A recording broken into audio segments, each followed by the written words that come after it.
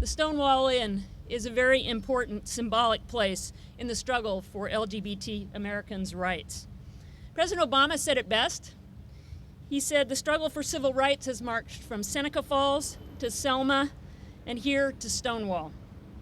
The Stonewall riot, regarded by many as the single most important event leading to the modern LGBT human and civil rights movement, took place here. So it's our job, my colleagues up here in the green and gray, representing the National Park Service, and their colleagues to work with the smartest people around this country to understand this history.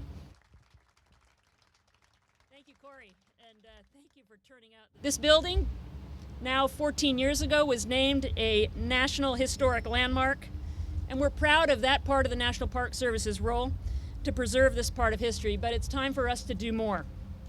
So we are announcing that we are going to be launching a theme study next month, the 10th of June. We will be pulling together our nation's finest scholars who will help us tell this story effectively for all Americans. Thank you, Tim. I was remiss in not... I had letters from both the Senate and the House urging us to do this work. Yes, it's controversial. There's a lot of parts of our civil rights history that are controversial and remain controversial today. Doesn't mean the story shouldn't be told, and we feel strongly it's part of the National Park Service's job to tell the story of all Americans.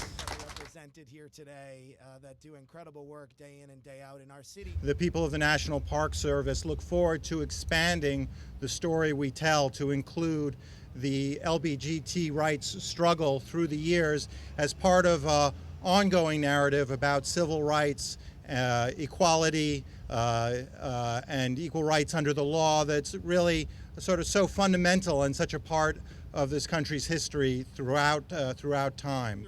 The Obama administration's agenda of equality. As a 32-year-old man who is HIV positive, the only openly HIV positive elected official, I think, in New York State, I stand on the shoulders of those that came before me. And I think that's what today is about, and that's what these historic sites are about.